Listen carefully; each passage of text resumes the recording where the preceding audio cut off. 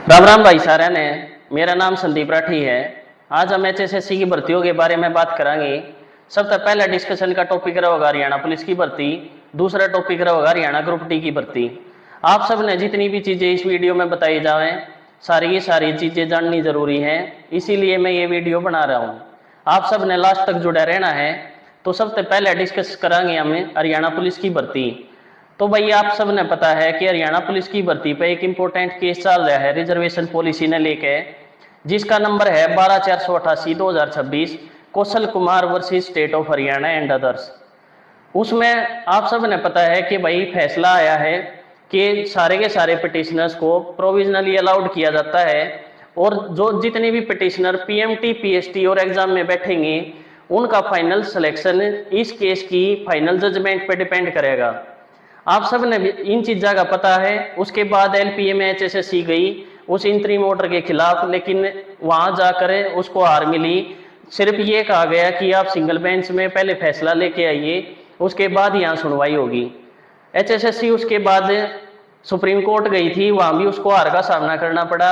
अब एचएसएससी के पास सिर्फ एक तरीका है कि वो पीएमटी पीएसटी और मेंस में बच्चों को बैठने का मौका दे। और साथ साथ में एचएसएससी को कहा गया था कि भाई आप सबको 2 जुलाई से पहले पहले अपना रिप्लाई सबमिट कर देना है। आज उस केस की सुनवाई होने जा रही है, जिसका कोर्ट नंबर है 57 और कोर्ट में केस नंबर है 233। आप सब ने बता दूं कि ये ऑर्डिनरी केस में लिस्टेड है, तो 12 बजे या 12 बजे के बाद ही इसकी सुनवाई हो सकती है। आप सब ने यह भी जानना जरूरी है कि केस क्यों कराया गया था। बहुत सारे मेरे भाई पिटिशनर्स तो हेट करे हैं सिर्फ इस चीज ने सोच के कि उनने केस कर दिया, लेकिन मैं आप सब ने यह चीज बताना चाहूंगा कि यो केस बिल्कुल सही होया है। क्योंकि अगर रिजर्वेशन पॉलिसी एक बार सेट होगी तो बार बार बालका ने केस नहीं करने पड़ेंगे और भर्ती स्मूथ तरीके से हो जाएगी। तो बहुत सही चीज है कि भाई बालक कोर्ट में गए हैं, और अगर यह पॉलिसी एक बार सेट हो जावे है, चाहे वह किसी भी साइड हो, उस चीज पे इतना फर्क नहीं पड़ता। लेकिन बाद में भर्तियां पे केस नहीं होने चाहिए, भर्तियां पढ़नी नहीं चाहिए। तो भाई बहुत सही है यह चीज के बड़का ने केस कराया है आगे बढ़ के। और यो केस कराया क्यों गया? क्योंकि जनरल कैटेगरी की लिस्ट 52 पे थी, ईडब्ल्यूएस की, बीसीए की, बीसीबी की, एससी ओबीसी, सारी की सारी चीजें जितनी भी कैटेगरीज हैं सारिया की लिस्ट जनरल तक बहुत ज्यादा ऊपर थी। तो सब ने अपने खुद में डिस्क्रिमिनेशन फील होया कि हम जनरल से ज्यादा मार्क्स लेके आए हैं, लेकिन हमको सिलेक्शन प्रोसेस से बाहर कर दिया गया है। हमारा अगला सबसे मेन क्वेश्चन है कि क्या आज फैसला हो जाएगा? बहुत सारे बड़का ने न्यू लग गए है कि भाई आज फैसला आ जाएगा। तो मैं आप सब ने बता दूं कि भाई ऐसा कुछ नहीं है। कोर्ट का एक प्रोसीजर है जिसको कोर्ट हमेशा फॉलो करती है। तो आप सबका फैसला अभी नहीं आने वाला। अभी एचएसएससी रिप्लाई फाइल करेगी, उसके बाद आपके वकील को भी टाइम चाहिए पढ़ने के लिए। जब दोनों तरफ से सारे के सारे रिप्लाई फाइल हो जाएंगे, उसी के बाद सुनवाई शुरू हो सकती है। तो अभी केस का सुलझना नेक्स्ट टू इम्पॉसिबल है, आप सबको वेट करना पड़ेगा। अभी मैं आप सब ने यह चीज़ भी बताना चाहूँगा कि इस केस की जजमेंट परमिला जो केस कर रखा है, परमिला नाम तय सुप्रीम कोर्ट में, उस पर स्टे हो रही है। और अगर वो जीत जावे है तो आप सब ने भी जीतना आसान हो जाएगा। लेकिन जित दिक्कत आ रही है वह यह है कि सुप्रीम कोर्ट में उस केस पर स्टे हो रहा है, और साथ साथ में एचपीएससी थी कहा गया था कि आप रिप्लाई फाइल करो, लेकिन 21 जुलाई को उसकी अगली डेट है। लेकिन एचपीएससी को मुझे नहीं लगता कि अभी रिप्लाई फाइल करेगी। अब साथ साथ में आपने ये जानना भी जरूरी है कि एचएसएससी क्या आज रिप्लाई फाइल कर देगी?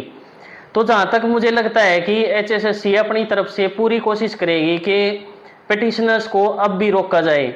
लेकिन जहां तक मुझे लगता है पिटिशनर्स का पीएमटी पीएसटी और एग्जाम सारे के सारे होने वाले हैं। आप सब ने जितने भी भाई तैयारी करने लग रहे हैं और थोड़े सुस्ता गए हैं कि होएगा जब हो जाएगा, तो मैं आप सब ने बता दूं कि अपनी तैयारी स्टार्ट कर दो, अपनी पीएसटी की तैयारी स्टार्ट करो। जल्दी ही आपका पीएसटी होने जा रहा है। उसके साथ साथ क्या केस जीतने के बाद सारे पिटिशनर्स का सिलेक्शन हो जाएगा?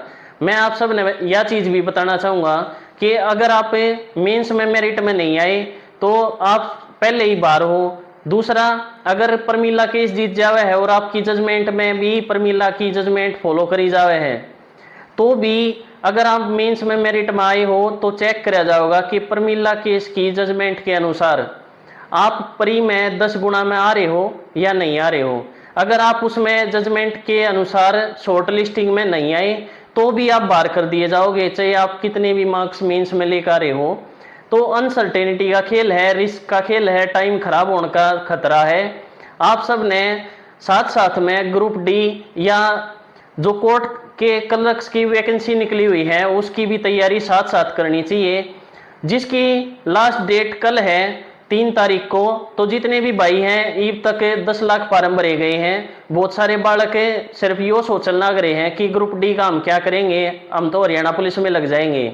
लेकिन आप सबको फॉर्म डालना चाहिए, क्योंकि हरियाणा पुलिस की भर्ती का क्या जजमेंट आने वाला है उसका बहुत लंबा प्रोसीजर है, अभी वो केस सोल्व नहीं होने वाला।